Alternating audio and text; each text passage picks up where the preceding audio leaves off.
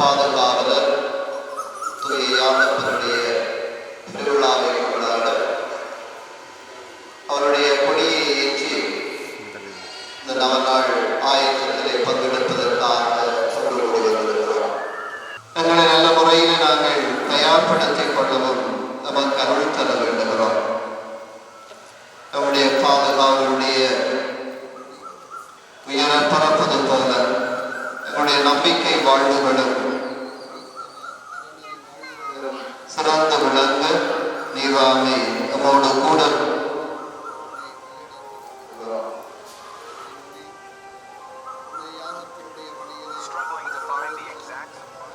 சொல்ல அதற்கேற்ப வாழ நமக்கு ஆமீன். இந்த வேளையிலே கொடிவந்தரிக்கப்பட்டு ஏற்றப்படுகிறது. தூய ஆவியினுடைய அருள் பொழிவை வேண்டுவோம்.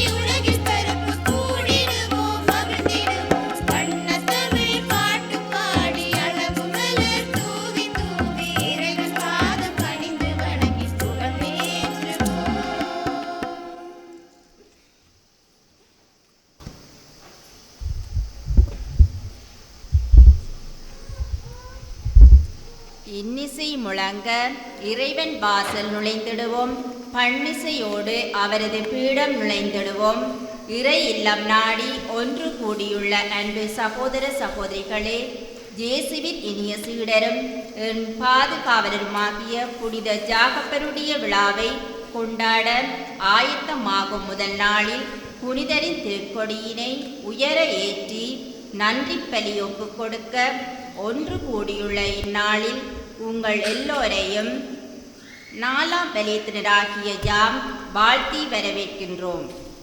இந்நவ நாட்களில் எமது இறை நம்பிக்கை வாழ்வை புதுப்பிக்க வருகை தந்துள்ள அருட்பணியாளர்களையும் வரவேற்கின்றோம். இன்றைய நாள் பங்கிற்கு பெரும் மகிழ்வை தரும் நாளாக அமைகின்றது. இவ்வாலயமானது கட்டப்பட்டு 90வது ஆண்டு நினைவு விழாவை நினைந்து நன்றி பலி ஒப்பு கொடுக்கும் நாளாகவும் அமைகின்றது. இன்றைய நாளில் முழு உண்மைக்கு வழிநடத்தும் ஆவியானவர் என்னும் ஆன்மீக ரீதியான கருப்பொருள் சிந்திக்க செயல்பட அழைக்கப்பட்டுள்ளோம். திருமுழுக்கின் மூலம் கிறிஸ்தவ வாழ்வுக்கு அழைக்கப்பட்ட நாம் எல்லோரும் முழு உண்மைக்கு ஏற்ப எமது வாழ்வை ஆவியானவர் வழிநடத்த அனுமதி அளித்திருக்கின்றோமா என்பது பற்றியும், பெந்தெக்கோஸ்து நாளில் தூய ஆவியின் வருகை எப்படி இருந்தது பற்றியும், இறந்த இயேசு மீண்டும் புத்துயிர் பெற்று சீடர்களுக்கு தோன்றியது பற்றியும், எவருடைய பாவங்களை மன்னிப்பீர்களோ அவை மன்னிக்கப்படும் என்பது பற்றியும் சிந்திக்க செயல்பட அழைக்கப்பட்டுள்ளோம். இவற்றுக்கு ஏற்றாற்போல் எமது வாழ்வை மாற்றியமைக்க இறைவரம் வேண்டி தொடரும் கல்வாரி நினைவு பலியில் பக்தியுடன் இணைந்து கொள்வோம். பிரியமான சோதரங்களே, எமது ஆலயம் அமைக்கப்பட்ட 90வது ஜூபிலி ஆண்டிலே இந்த ஆண்டை நாங்கள் ஒரு நன்றியின் ஆண்டாக, ஒரு விடுதலையின் ஆண்டாக நாங்கள் கடைப்பிடிக்க இறைவன் நமக்கு அருள் கூர்ந்திருக்கிறார். இன்றைய நாளில் முழு உண்மைக்கு வழிநடத்தும் ஆவியானவர் என்கிற மையப்பொருளில் நாங்கள் சிந்திக்க அழைக்கப்படுகின்றோம். தொடர்கிற இந்த 5 நாட்களிலும் நம்மை வழிநடத்த வருகின்றிருக்கிற கிளரீஷியன் சபையின் அருட்பணியாளர் ஆண்டனி பெர்னாண்டோ அவர்களை அன்போடு நாங்கள் இந்த ஆலயத்திலே பலி விருந்திலே நாங்கள் வரவேற்று நிற்கின்றோம். இன்றைய இந்த பலியிலே ஆண்ட்ரூ கெவின் ஏரியன் தன்னுடைய பிறந்தநாள் 3வது பிறந்த நாளை நினைவு கூறுகிறார். அவரை இறைவன் ஆசீர்வதிக்க மன்றாடி இந்த பலியில் இணைந்து கொள்வோம். பிரியமான சகோதர சகோதரிகளே, ஆலய திருவிழா என்பது எங்கள் அனைவருக்கும் கொடுக்கப்படுகிற ஒரு ஞான ஒடுக்கம். எவ்வாறு வருடத்துக்கு ஒரு முறை அருட்தந்தையர்கள் தங்களுடைய வாழ்வை மீளாய்வு செய்வதற்கு ஞான ஒடுக்கம் செய்கின்றார்களோ, அதே போல் பங்கு மக்களாகி எங்களுக்கு கொடுக்கப்படுகிற நாட்கள் இந்த ஞான ஒடுக்க நாட்கள். ஆகவே இதை சரியான முறையில் பயன்படுத்தி எங்களை மீளாய்வு செய்து ஆண்டவருக்குள்ள உறவை மீண்டும் புதுப்பிக்க வர வேண்டுவோம். இன்னும் விசேட விதமாக ஒவ்வொரு ஆலயத்திலும் நாங்கள் ஒவ்வொரு திருவிழாவிலும் நாங்கள் கேட்கிற விண்ணப்பத்தை ஆண்டவர் நிச்சயம் தருவார் என்று எனக்கு எங்கள் ஆட்சி சொன்னது. அதனால் நானும் சொல்கிறேன், இந்த ஆலயத்தில் நான் முதலாக திருப்பலி ஒப்பு கொடுக்குறேன். அடிக்கடி சொல்கிற விஷயம் என்னென்னு கேட்டால், நீ எங்கேயாவது முதல் திருப்பலி ஒப்பு கொடுக்குற இடத்துல என்ன வேண்டுதல் நீ வைக்கிறியோ அந்த வேண்டுதல் நிச்சயம் கிடைக்கும்னு சொல்லி அந்த காலத்திலேருந்து எனக்கு சொல்லப்பட்ட ஒரு விஷயம். ஆகவே இன்றைய நாளிலும் இந்த முதல் திருப்பலியிலே உங்கள் குடும்பத்துக்காக நான் ஜெபிக்கிறேன். ஆகவே ஆண்டவர் நிச்சயம் இந்த ஜெபத்தை கேட்பார். இப்போ ஒரு நிமிடம் கண்களை மூடிக்கொள்வோம், எங்கள் கைகளை நெஞ்சோடு வைத்துக்கொள்வோம். நீங்கள் உங்கள் குடும்பத்திற்கு, உங்களுடைய தனிப்பட்ட வாழ்வுக்கு மிக முக்கியமாக என்ன தேவை என்பதனை ஆண்டவரிடத்தில் நீங்கள் வைக்க போகிறீங்க. நிச்சயமாக அடுத்த திருவிழாவுக்கு நீங்கள் வரும் பொழுது நீங்கள் இந்த நிமிஷம் வைக்கிற அந்த விண்ணப்பம் கேட்கப்பட்டதாக இருக்கும். நீங்களே சாட்சி சொல்லக்கூடியதாக இருக்கும். ஆகவே உங்கள் வாழ்க்கைக்கு இந்த நிமிஷம் எது முக்கியம்? சில நேரம் அது பொருளாதார பிரச்சனையாக இருக்கலாம், கடன் தொல்லையாக இருக்கலாம், அல்லது வெளிநாட்டு பயணமாக இருக்கலாம், அல்லது திருமண காரியங்களாக இருக்கலாம், அல்லது உங்கள் வீட்டை கட்டுறதாக இருக்கலாம், அல்லது உங்களுடைய குழந்தைகளுடைய திருமண காரியங்களாக இருக்கலாம். எதுவென்றாலும் நீங்கள் ஆண்டவர் முன்னால் வைங்க. அல்லது எங்களுக்குள்ள ஏதாவது ஒரு நோயை குறித்தான ஜெபமாக இருக்கலாம். அந்த விஷயத்தை ஆண்டவர் முன்பாக வைங்க. நிச்சயம் ஆண்டவர் உங்கள் ஜெபத்தை கேட்கப் போகின்றார். மனதில் ஆழமான விசுவாசத்தோடு அந்த விண்ணப்பத்தை முன்வைப்போம்.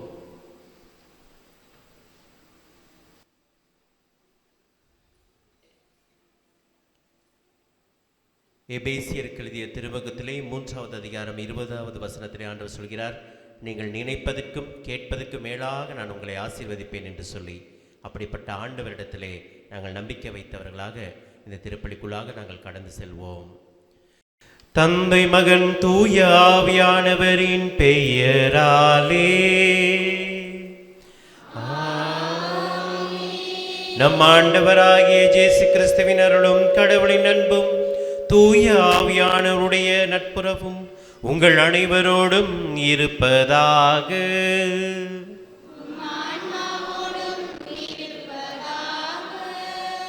பிரியமானவர்களே, நாங்கள் இன்று முன்னுரையில் கேட்டது போல முழு உண்மைக்கு வழிநடத்தும் ஆவியானவர் என்ற கருப்பொருளிலே சிந்திக்க அழைக்கப்பட்டிருக்கின்றோம். ஆவியானவர் எங்களுடைய தனிப்பட்ட வாழ்விலும் விசேட விதமாக எங்கள் குடும்ப வாழ்வுக்கும் எவ்வளவு முக்கியமான ஒரு நபர் என்பதனை நாங்கள் தியானிக்க இருக்கிறோம். ஆகவே ஆழமான தியானத்தில் எங்களை ஈடுபடுத்திக் கொள்ள, ஆண்டவருடைய ஆசிரை பெற்றுக்கொள்ள இந்த திருப்பலியிலே முழு பக்தியோடு கலந்து கொள்வோம். திருப்பலியிலே கலந்து கொண்டு ஆண்டவருடைய ஆசிரை குறையின்றி பெற்றுக்கொள்ள எங்கள் குறை குற்றங்களை எல்லாம் நினைத்து மனம் வருந்தி ஆண்டவரிடத்தில் இப்பொழுது மன்னிப்பு கேட்டு நிற்போம். கண்ணீர் சிந்துகின்றோ, கொஞ்சம் கருணை காட்டுமையா. கண்ணீர் சிந்துகின்றோ, கொஞ்சம் கருணை காட்டுமையா. கண்ணீர் சிந்துகின்றோ, கொஞ்சம் கருணை காட்டுமையா. கண்ணீர் சிந்துகின்றோ, கொஞ்சம் கருணை காட்டுமையா. தண்டனைகள் போதுமையா, தணிந்து வாருமே. எங்கள் வேதனைகள் போதுமையா, விரைந்து வாருமே. சோதனைகள் இனியும் வந்தால் எங்கே நாம் செல்வோம்? இந்த வேதனைகள் தொடருமென்றால் யாரிடம் போவோம் ஐயா? கண்ணீர் சிந்துகின்றோ, கொஞ்சம் கருணை காட்டுமையா. அயலவரை வெறுத்தமைக்காய் அகதியாகின்றோ, எங்கள் சோதரரை வெறுத்தமைக்காய் சோதனை அடைந்தோ. ஆண்டவரே உனை மறந்தோம், அழிவை அடைகின்றோம். இந்த அவனியிலே ஆசை வைத்தோம், ஆறுதல் இழந்தோம் ஐயா. கண்ணீர் சிந்துகின்றோ, கொஞ்சம் கருணை காட்டுமையா. கண்ணீர் சிந்துகின்றோ, கொஞ்சம் கருணை காட்டுமையா. எல்லாம் வல்ல இறைவன் நம் மீது இரக்கம் வைத்து நம் பாவங்களை மன்னித்து நம்மை நிலைவாழ்வுக்கு அழைத்துச் செல்வாராக. ஆண்டவரே இரக்கமாயிரும். கிறிஸ்துவே இரக்கமாயிரும். ஆண்டவரே இரக்கமாயிரும். மன்றாடுவோமாக. இறைவா, எல்லா மக்களிலும் நாடுகளிலும் உள்ள உமது அனைத்துலக திரு அவையை புனிதப்படுத்துகின்றீர். உலகில் எத்திக்கிலும் தூய ஆவியாரின் கொடைகளை பொழிந்து நற்செய்தி முதலில் அறிவிக்கப்பட்ட காலத்தில் நீர் செய்தது போல இக்காலத்திலும் தூய ஆவியாரின் அருளால் நம்பிக்கையாளர் இதயங்களை நிரப்புவீராக. உமோடு தூய ஆவின் ஒன்று பேல் கடவுளாய் என்றென்று வாழ்ந்து ஆட்சி செய்கின்ற அவர் வழியாக உம்மை மன்றாடுகின்றோம்.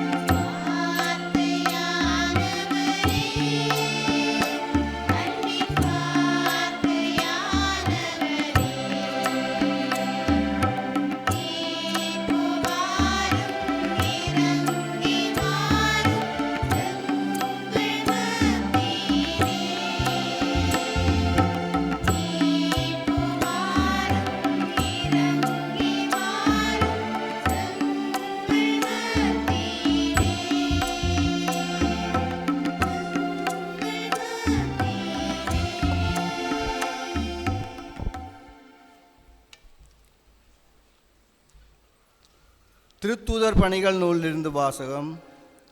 தூய ஆவியின் வருகை. பெந்தகோஸ்து என்னும் நாள் வந்தபோது அவர்கள் எல்லாரும் ஒரே இடத்தில் கூடியிருந்தார்கள். திடீரென்று கொடுங்காற்று வீசுவது போன்று ஓர் இரைச்சல் வானத்திலிருந்து உண்டாகி அவர்கள் அமர்ந்திருந்த வீடு முழுவதும் ஒலித்தது. மேலும் நெருப்பு போன்ற பிளவுற்ற நாவுகள் ஒவ்வொருவர் மேலும் வந்து அமர்ந்ததை அவர்கள் கண்டார்கள். அவர்கள் அனைவரும் தூய ஆவியால் ஆட்கொள்ளப்பட்டனர்.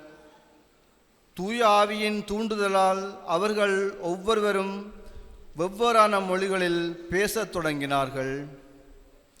அப்பொழுது வானத்தின் கீழுள்ள அனைத்து நாடுகளிலிருந்தும் வந்திருந்த இறைப்பெற்றுள்ள யூத மக்கள் எருசலேமில் தங்கியிருந்தனர்.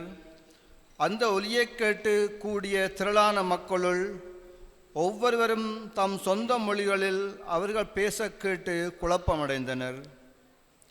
எல்லோரும் மலைத்து போய், இதோ பேசுகின்ற இவர்கள் அனைவரும் கலிலேயர் அல்லவா? அவ்வாறிருக்க நம்முடைய தாய்மொழிகளில் இவர்கள் பேசுவதை நாம் ஒவ்வொருவரும் கேட்பதெப்படி என வியந்தனர்.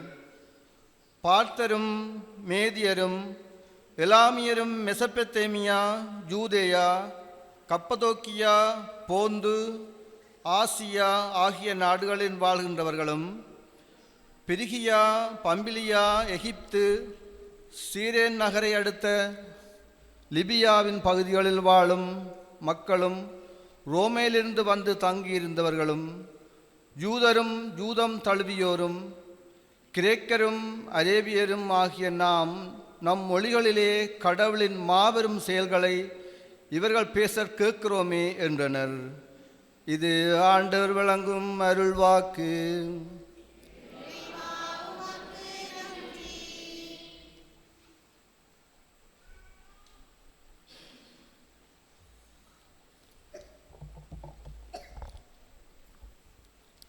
உங்கள் பதிலாக அனைத்துலகோரே ஆண்டவரை ஆர்ப்பரித்து வாழ்த்துங்கள். அனைத்துலகோரே ஆண்டவரை ஆர்ப்பரித்து வாழ்த்துங்கள்.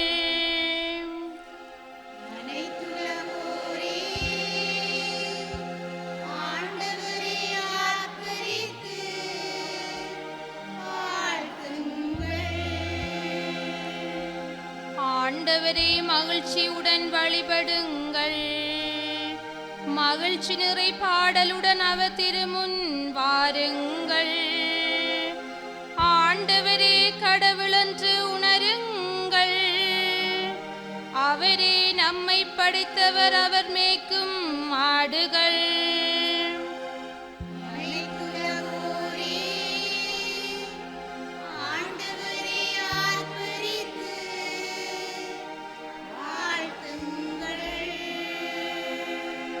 நன்றியோடு அவர் தம் திருவாயில் நுழையுங்கள். புகழ் பாடலோடு அவர் தம் முற்றத்திற்கு வாருங்கள். அவருக்கு நன்றி செலுத்தி அவர் பெயரை போற்றுங்கள். ஏனெனில் ஆண்டவர் நல்லவர், என்றென்றும் உள்ளது அவர் தம் பேரன்பு.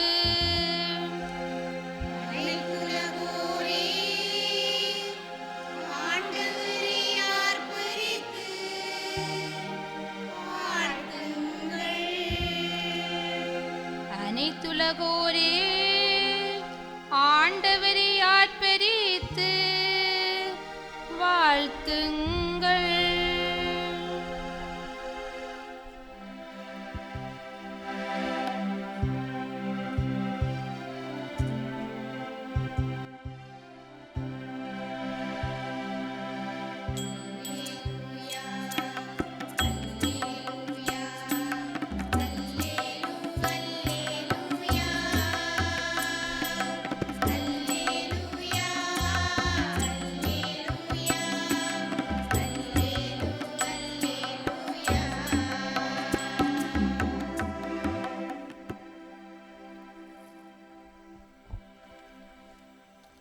ஆண்டவர் உங்களோடு இருப்பாராக.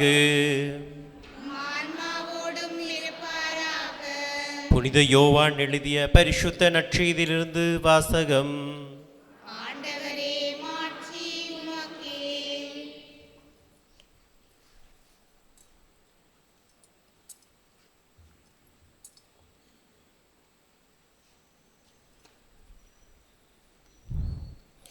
புனித யோவான் எழுதிய நற்செய்தி அதிகாரம் 20 திருவசனங்கள் 19 தொடங்கி 23 முடிய. அன்று வாரத்தின் முதல் நாள், அது மாலை வேளை. யூதர்களுக்கு அஞ்சி சீடர்கள் தங்கள் இருந்த இடத்தின் கதவுகளை மூடி வைத்திருந்தார்கள். அப்போது இயேசு அங்கு வந்து அவர்கள் நடுவில் நின்று, உங்களுக்கு அமைதி உரித்தாக என்று வாழ்த்தினார். இவ்வாறு சொல்லிய பின் அவர் தம் கைகளையும் விழாவையும் அவரிடம் காட்டினார். ஆண்டவரை கண்டதால் சீடர்கள் மகிழ்ச்சி கொண்டார்கள். இயேசு மீண்டும் அவர்களை நோக்கி, உங்களுக்கு அமைதி உரித்தாக. தந்தை என்னை அனுப்பியது போல நானும் உங்களை அனுப்புகின்றேன் என்றார். இதை சொன்ன பின் அவர் அவர்கள் மேல் ஊதி, தூய ஆவியை பெற்றுக்கொள்ளுங்கள். எவருடைய பாவங்களை நீங்கள் மன்னிப்பீர்களோ அவை மன்னிக்கப்படும். எவருடைய பாவங்களை மன்னியாதிருப்பீர்களோ அவை மன்னிக்கப்படா என்றார். இது கிறிஸ்து வழங்கும் வாழ்வு தரும் நற்செய்தி.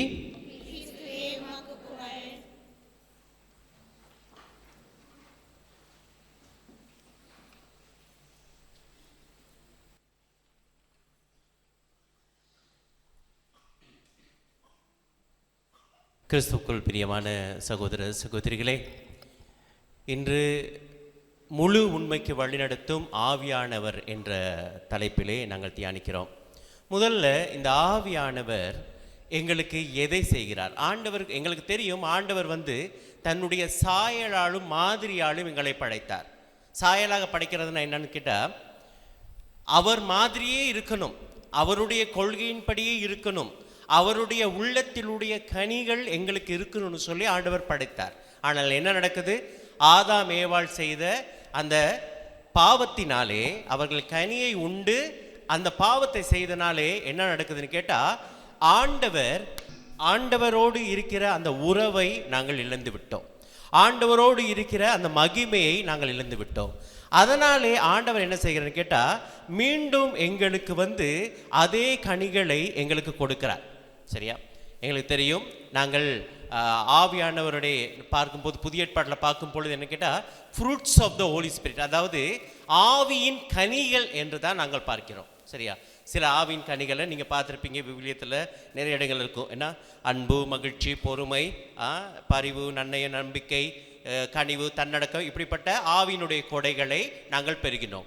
ஆகவே இழந்து போன அந்த ஆவியினை நாங்கள் மறுபடியும் பெற்றுக்கொள்கின்றோம். ஆண்டவர் எங்களுக்கு அந்த ஆவியின் கனிகளை கொடுக்கின்றார். சரி, முதலாவதாக இந்த தூய ஆவியானவருடைய முக்கியத்துவம் எங்களுடைய தனிப்பட்ட வாழ்க்கையிலும் எங்கள் குடும்ப வாழ்க்கையிலும் நாங்கள் சிந்திப்போம். முதலாவதாக இந்த ஆவியானவரை எங்கே பார்க்கிறோம்? முதலாக இந்த ஆவியானவரை நாங்கள் எங்கே பார்க்கிறோம்? தொடக்க நூலிலே நாங்கள் வாசிக்கிற பொழுது 1வது அதிகாரம் 2வது வசனத்தை வாசிப்போம். பைபிள் கொண்டாந்தவங்க எடுங்க. பைபிள் கொண்டாந்தவங்க கை யோசித்துங்க. பைபிள் கொண்டாந்தவங்க கை யோசித்துங்க. முதல்ல 1 2 3 4 5 6 7 8 9 10. நான் என்ன ஆசையாக இருக்குது, ஒன்று கூட போக மாட்டேங்குது, ஒரு கை கூட போக மாட்டேங்குது. ஒன்றே 2 3. சரி, நீங்கள் எதுக்கு வந்திருக்கிறீங்க? தியானத்துக்கு வந்திருக்கிறீங்க. தியானத்துக்கு வரும் பொழுது கத்தோலிக்கர் எங்களுக்கு 2 விஷயம் முக்கியம். என்ன? ஒன்று, சரி, ஃபோன் கொண்டாந்தாக்கள் கை யூஸ்துங்க. கோயிலேருந்து பொய் சொல்லாமல் கை யூஸ்துங்க பார்ப்போம். செல்ஃபோன் கொண்டாந்தாக்கள் சிரிக்கிறத பார்க்கவே தெரியுது, கல்ல சிரிப்புன்னு சிரிக்கிறாங்க. சரி, இங்கே பாருங்கள், வீட்டிலேருந்து வெளிக்கிடும் பொழுது 2 விஷயம் கத்தோலிக்கர்கள் மறக்கக்கூடாது. ஒன்று திருவிவிலியம், 2வது ஜெபமாலை. கத்தோலிக்கர் எங்களுக்கு 2 ஆயுதங்கள். பைபிள் எப்பொழுதும் ஆலயத்துக்கு வரும் பொழுது நீங்கள் பைபிள் கொண்டு வரணும். நீங்கள் வேறு நாட்களில் கொண்டு வர பரவாயில்ல, இந்த நாட்களில் இந்த 5 நாட்கள் உங்களை பைபிளோடு தான் பார்க்கணும். கொண்டு வருவீங்களா? கொண்டு வருவோன்னு சொல்கிறோம், கை யூஸ்துங்க. வீட்டில் போய் பாருங்கள் பைபிள் முதல்ல எப்படி தூசி படிஞ்சிருக்குன்னு சொல்லி. ஒரு தட்டினீங்கன்னா அந்த தூசியெல்லாம் போகும். சரியா? திரும்ப எடுத்துகிட்டு வரலாம். ஓகேயா? சரி, தொடக்க நூலில் நாங்கள் தூய ஆவியானவரை பற்றி பார்க்குறோம். என்ன? 1வது அதிகாரத்திலே 2வது வசனத்திலே இவ்வாறு வாசிக்கிறோம். என்ன சொல்லுதாங்க? வாசிப்போம். மண்ணுலகு உருவற்று வெறுமையாக, இங்க பாருங்க, மண்ணுலகு உருவமற்று வெறுமையாக இருந்தது, ஆழத்தின் மீது இருள் பரவி ஆழத்தில் இருள் பரவி இருந்தது. 2 விஷயத்தை நாங்க பார்க்கிறோம். ஒன்று, மண்ணுலகு வெறுமையா இருக்குது. சரியா? வெறுமையாக இருக்கிறது. அடுத்தது 2வது, ஆழத்தில் இருள் பரவி இருந்தது. நீர்த்திரளின் மேல் கடவுளின் ஆவி அசைந்தாடிக்கொண்டு, அந்த நேரத்திலே ஆவியானவர் அந்த இடத்திலே பிரசன்னமா இருக்கிறார். அப்ப மண்ணுலகு உருவமற்றிருக்கிறது, வெறுமையாக இருக்கிறது, இருள் பரவி இருக்கிறது. நல்லா கவனிங்க. என்ன சொல்லுவேன்? இருள், வெறுமை, உருவமற்ற தன்மை. உருவமற்ற தன்மை, வெறுமை, இருள். இந்த 3 விஷயத்தையும் நாங்கள் பார்க்கிறோம். அப்ப அந்த இடத்துல ஆவியானவர் அசைவாடி கொண்டு இருக்கிறார். பிரியமானவர்களே, நிறைய நேரங்கள் எங்களுடைய வாழ்க்கையில் நீங்களே யோசிச்சு பாருங்களேன். சில நேரம் எங்களுடைய வீடுகள் ஏதோ இருளாக இருக்கிறத நாங்கள் பார்ப்போம். சில நேரம் சொல்லுவாங்க, நாங்கள் தியானம் வைக்கும் பொழுது, ஃபாதர் வீட்டில் என்னன்னு தெரியல ஃபாதர், ஒரே இருளாக இருக்குது, வெளிச்சம் அப்படின்னா நிறைய லைட்லாம் நிறைய போட்டிருக்கு, ஆனால் வீட்டுக்கு போனால் எங்களால் இருக்க முடியல, ஏதோ ஒரு இருளாக இருக்குது, ஒருவரிலும் வெளிச்சம் இல்லை. அப்படின்னா குடும்ப அங்கத்தவர்களில் வெளிச்சம் இல்லை, ஒருவர்லையும் வெளிச்சம் இல்லை, ஏதோ ஒரு விஷயம், ஏதோ ஒரு இருள் ஒன்று இருக்குது, என்னன்னு தெரியல ஃபாதர். அப்படின்னா ஒன்றும் இல்லை, உங்கள் வீட்டில் ஆவியானவர் இல்லை. புரியுதா? அப்ப ஆவியானவர் இருக்கிற இடத்துல இருள் இருக்காது. இருள்னா என்னன்னு கேட்டா எங்களுக்கு பாதை தெரியாது, அடுத்தது என்ன செய்யணும்னு தெரியாது. புரியுதா? எங்க வாழ்க்கையில தீர்மானங்கள் எடுக்க முடியாது. இருளா இருக்கும் பொழுது நடக்க முடியுமா? இருளா இருக்கும் பொழுது பாதைகள் தெரியுமா? தெரியாது. எங்க வாழ்க்கையில் சில நேரங்கள்ல அந்த இருள் இருக்கும். அதற்கு காரணம் என்ன கேட்டா, ஆவியானவர் இல்லை என்று அர்த்தம். ஆவியானவர் இல்லை என்று அர்த்தம். ஆகவே எங்கள் குடும்பத்திலே வெளிச்சம் இருக்க வேண்டும் என்றால் எங்கள் வாழ்விலே ஆவியானவர் நிறைய எங்களை வழிநடத்த வேண்டும்.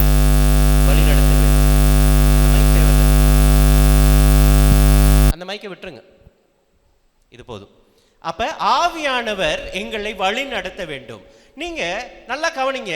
நாங்க நிறைய ஜெபம் செய்வோம், நிறைய புனிதர்களுடைய ஜெபம் எங்களுக்கு பாடம், புனிதர்களுடைய ஜெபம் செய்வோம், ஜெபமாலை நாங்கள் செய்வோம், நிறைய மற்ற ஜெபங்கள் எல்லாம் தெரியும். ஆனால் எங்களை எத்தனை பேருக்கு நாங்கள் ஆவியானவருக்கு ஜெபிக்கிற பிள்ளைகளாக இருக்கிறோம்? எங்கள் குடும்பத்தில் எனக்கு நல்ல ஞாபகம் இருக்குது. எங்களுடைய சின்ன வயசில் எங்கள் குடும்பத்தில் 1/2 டசன் பிள்ளைங்க, 6 பிள்ளைங்க. சரியா? காலையில் எந்திரிச்ச உடனே நாங்கள் படுக்கையை விட்டு எழும்பக்கூடாது. அம்மா அப்பாவுடைய ரூல்ஸ், படுக்கையை விட்டு எந்திரிக்க மாட்டோம். என்ன நடக்குன்னு கேட்டால், அம்மா அப்பா முன்னுக்கு வந்து ஒரு பரிசுத்த ஆவியானுடைய ஜெபத்தை சொல்லுவாங்க. ஓ தூய ஆவியே எழுந்தள்ளி வாருமுடி சினேக அக்னியை மூட்டியலும் ஞான கதிர்களை வளர்விடும். இந்த ஜெபம் தெரியும்ல? இந்த ஜெபத்தை சொல்லி எங்களுக்கு ஆசீர்வாதம் போட்டு நெற்றியில் சிலுவை அடையாளம் போட்ட பிற்பாடு தான் நாங்கள் எழுந்திருப்போம். ஆனால் இப்போ எத்தனை பேர், எத்தனை குடும்பங்களில் நீங்கள் பிள்ளைகளுக்கு ஆவியை கொடுத்து எழுப்புறீங்க? எத்தனை பிள்ளைகளில் ஆவியை கொடுத்து, ஆவியானவரை கொடுத்து எழுப்புறீங்களா? சனியனை எந்திரி, நேரமாச்சு பாரு, தத்திரி எந்திரி, இல்லையா? இப்படி தான் பிள்ளைகளை எழுப்புறோம். பிரியமான பிள்ளைகளே, ஆவியானவருக்குள் எங்கள் பிள்ளைகள் வழிநடத்தப்பட வேண்டும். ஆவியானவர் தான் வழியை காட்டுவார். இரண்டாவது பாருங்க, வெறுமையாக இருந்தது. நிறைய குடும்பங்களில் நான் கேள்விப்பட்டிருக்கிறேன், ஃபாதர் நாங்கள் 30 நாளும் உழைக்கிறோம். முதல்ல எனக்கு தமிழ் புரியுதா? விளங்குதா தமிழ்? தமிழ் புரியாட்டி ஒரு ஆள் டிரான்ஸ்லேஷன் வச்சுக்கலாம். சரியா? சிலவங்களுக்கு இந்த இந்திய பாஷை புரியாதுல்ல. சரி, சில குடும்பங்களில் நீங்கள் கவனித்து பார்த்தீங்கன்னு சொன்னால் என்ன நடக்கும்னு கேட்டால், வெறுமை அப்படின்னா எவ்வளோ 30 நாளும் உழைப்போம். 30 நாளும் உழைத்தாலும் கூட என்ன நடக்கும்னு கேட்டால், சில குடும்பங்களில் வந்து ஏதாவது தேவைன்னு வரும் பொழுது நாங்கள் பார்ப்போம், ஒன்றும் இல்லாத தன்மை, வெறுமையாக இருக்குது.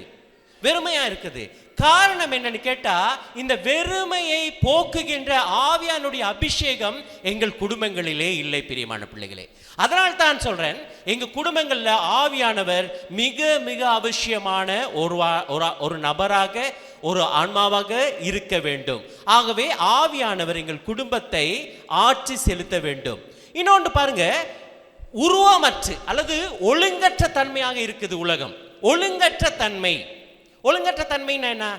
நாங்கள் குடும்பமாக வாழ்கிறோம், ஒரே கூரையின் கீழ் கணவன் மனைவி பிள்ளைகளாக வாழ்கிறோம்.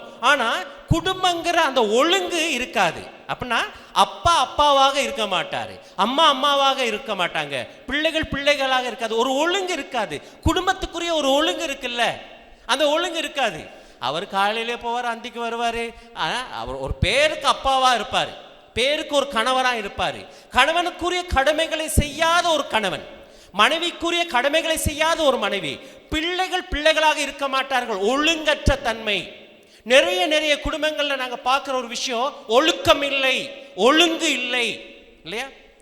ஒழுங்கு இல்லை. முன்னா உங்களுக்கு தெரியுமா இருக்கும், என்னதான் இருந்தாலும் ஒரு 6 மணிக்கு அல்லது 6:30 மணிக்கு எல்லா குடும்பத்தில் உள்ள நபர்கள் எல்லாம் சேர்ந்து நாங்கள் குடும்பம் ஜெபம் சொல்கின்ற பழக்கம் இருக்கும், இல்லையா? ஒரு ஒழுக்கம் இருக்கும். என்னத்தான் இருந்தாலும் ஒழுக்கம் இருக்கும். பெரியவர்களை கண்டால் மரியாதை செலுத்துகின்ற ஒரு ஒழுக்கம், இல்லையா? அப்பாவுக்கு அம்மாவுக்கு கீழ்ப்படுகின்ற ஒரு ஒழுக்கம். ஆனால் இப்பெல்லாம் நிறைய காண்றது இல்லையே, ஒழுங்கு இல்லை. அப்போ ஒழுங்கு இல்லைன்னு சொன்னா பரிசுத்த ஆவியானவர் இல்லை. ஒரு குடும்பத்தில் ஒழுங்கு இருக்குன்னா, ஒழுக்கம் இருக்குன்னு சொன்னா அவங்களுக்குள்ள பரிசுத்த ஆவியானவர் இருக்க வேண்டும். பிரியமான பிள்ளைகளே, பரிசுத்த ஆவியானவர் இல்லாத இடத்துல ஒழுங்கு இருக்காது. இரண்டாவதா எங்க நாங்கள் பரிசுத்த ஆவியானவர் பார்க்கிறோம்? தொடக்க நூலிலே 2வது அதிகாரம் 7வது வசனம் வாசிப்போம். தொடக்க நூல் 2வது அதிகாரம் 7வது வசனம். அப்பொழுது ஆண்டவராகிய கடவுள் நிலத்தின் மண்ணால் மனிதனை உருவாக்கி, பாருங்க, நிலத்தின் மண்ணால் மனிதனை உருவாக்கி அவன் நாசிகளில் உயிர் மூச்சை ஊத மனிதன் உயிருள்ளவன் ஆனான். இங்க கவனிங்க, மனுஷன் ஆண்டவர் படைக்கிறாரு ஒரு களிமண் பொம்மை, சரியா? ஒரு களிமண்ணால் ஒரு உருவம் உருவாக்கி இருக்குது. இப்ப சொல்லுங்க பாப்போம், இந்த களிமண் கதைக்குமா?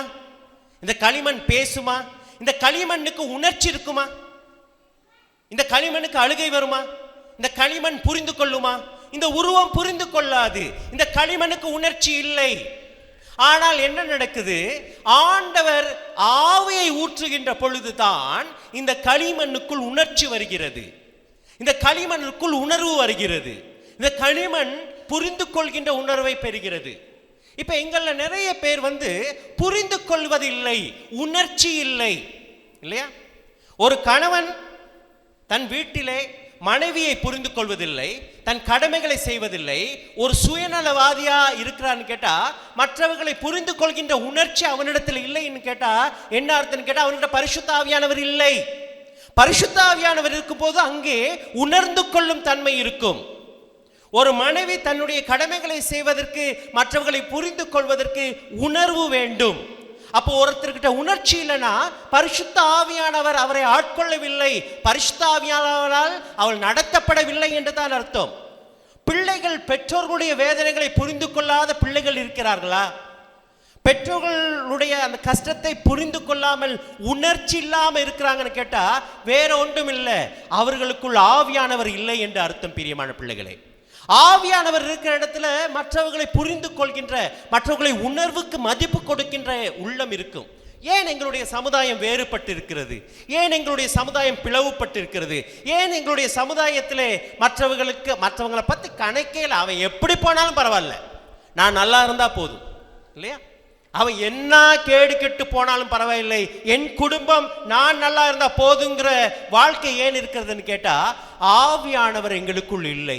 ஆவியானவர் இருக்கிற இடத்துல உணர்வு இருக்கும், உணர்ச்சி இருக்கும், மற்றவர்களை மதிக்கிற தன்மை வரும். அப்ப அவன் இன்னும் அப்படித்தான் இருக்கிறன்னு கேட்டா அவன் களிமண், பிணம், உணர்வு இல்லை. உயிரற்ற பிணத்துக்குத்தான் ஒருவரை புரிந்து கொள்ள முடியாது. ஒரு மனைவியினுடைய கண்ணீரை புரிந்து கொள்ளாத கணவர் இருக்கிறார்னா அவன் பிணம். பிணம். ஒரு ஒரு ஒரு கணவனுடைய கஷ்டத்தை புரிந்து கொள்ள முடியாத மனைவியும் பிள்ளைகளும் இருக்கிறார்கள் கேட்டால் அவர்கள் பிணங்கள். ஏனென்றால் இன்னும் களிமண்ணாகத்தான் இருக்கிறார்கள். ஆண்டவருடைய உயிர் மூச்சு அவர்களில் இல்லை. பிரியமான பிள்ளைகளே, ஆகவே எங்கள் குடும்பங்களாக வாழ்வதற்கு பரிசுத்த ஆவியானவர் மிக மிக அவசியமான ஒருவராக இருக்கிறார்.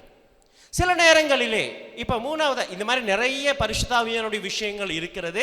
சில விஷயங்களை நாங்கள் பார்த்து கொண்டே போவோம். சில எங்களுடைய வாழ்க்கையிலே சில காரியங்களை குறித்து நாங்கள் அப்படியே போற்றுவோம்.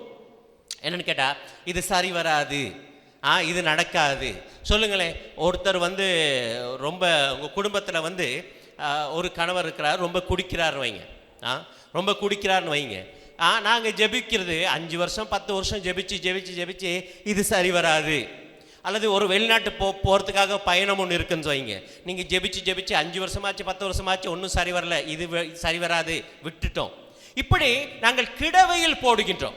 அப்படின்னா கிடப்பில் போடுறோம், இது ஒன்றுமே நடக்காது, இனி சரியே வராதுன்னு சொல்லி. ஆண்டவர் அந்த இடத்துல சொல்றாரு, பரிசுத்த ஆவியானவர் ஊடாக செயல்படுகின்ற ஜெபிக்கிற ஒரு காரியத்திலே ஆண்டவர் உயிர் மூச்சை தருவார். அதற்கு ஒரு நல்ல உதாரணம் பாருங்க.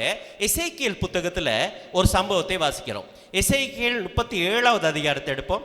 அதில் முதல் வசனத்தை வாசிப்போம்.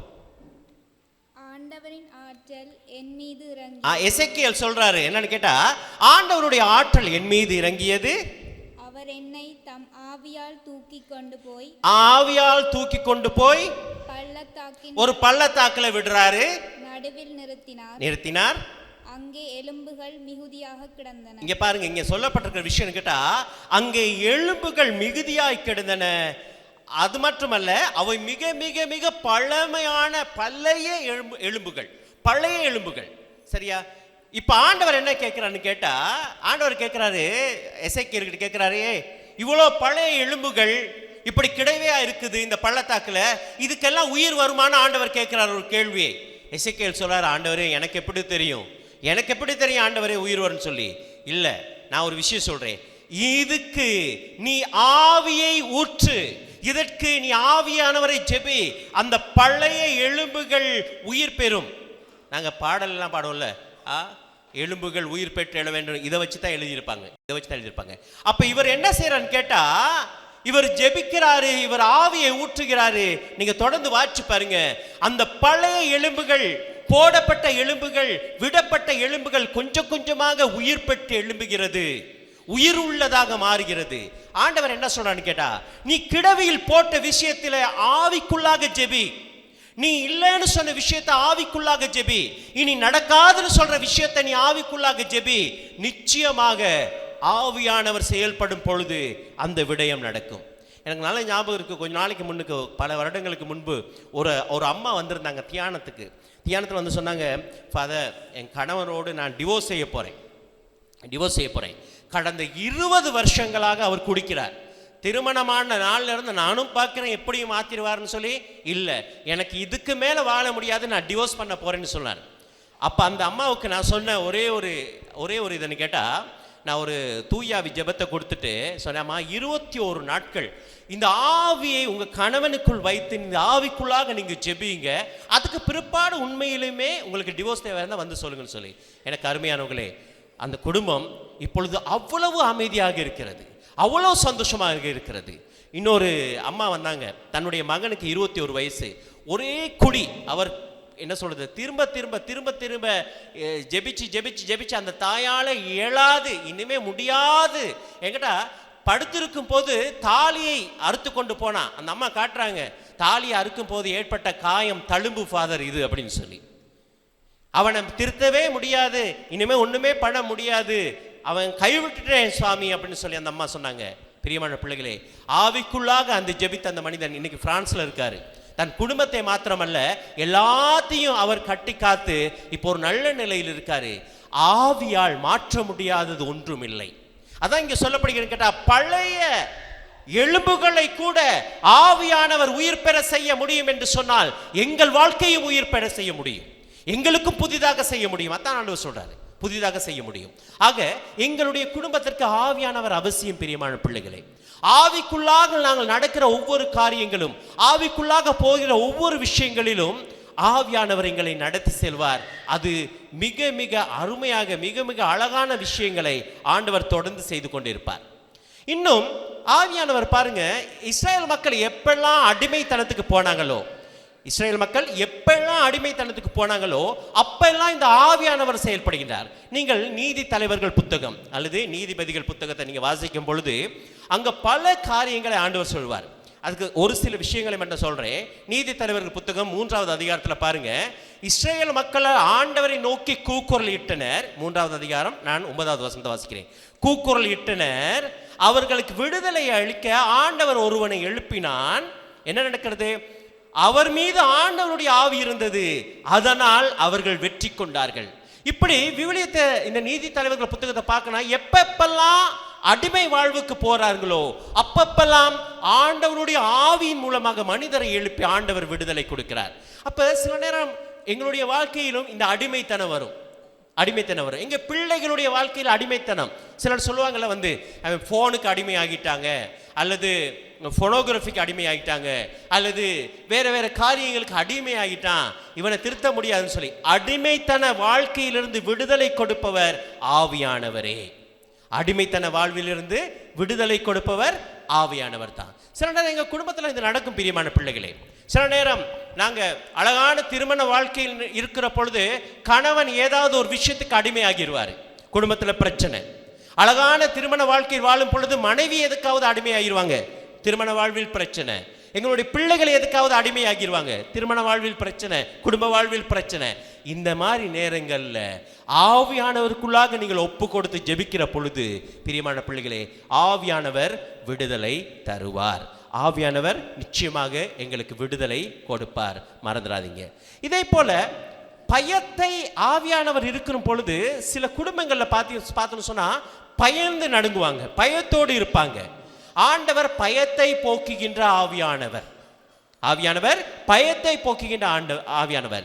நீங்க மத்தேயு நற்செய்தியில 26வது அதிகாரம் 69வது வசனத்தை வாசிக்கிற பொழுது அங்கே சொல்லப்படுகிறது, பேதுரு பயந்தான், பேதுரு நடுங்கினான்.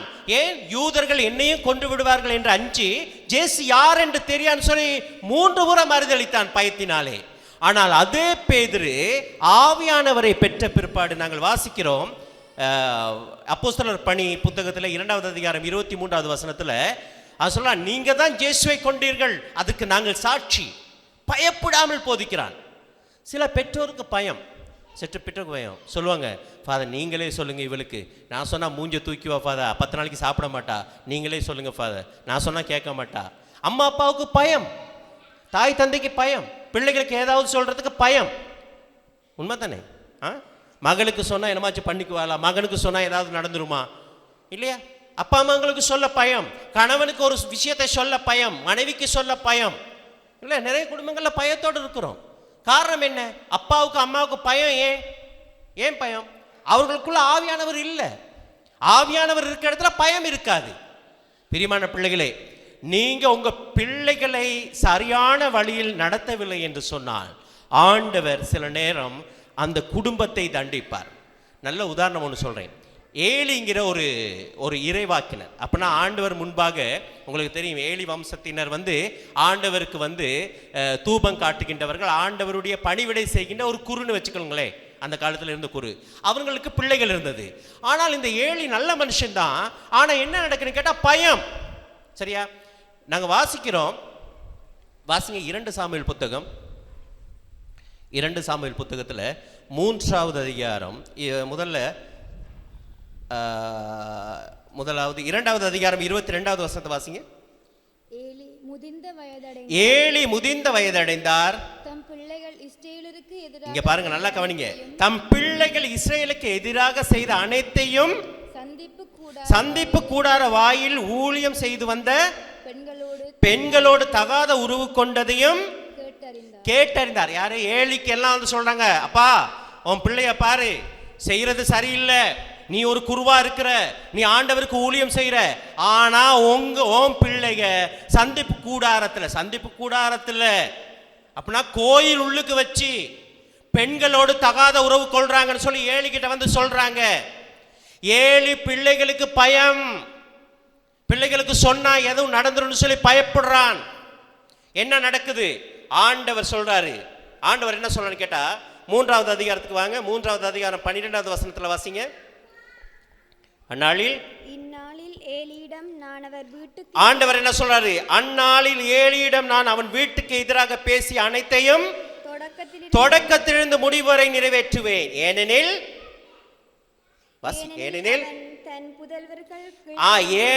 தன் புதல்வர்கள் கீழ்த்தரமாக நடந்து கொண்டதை அறிந்திருந்தும் அவர்களை தடுக்காத குற்றத்துக்காக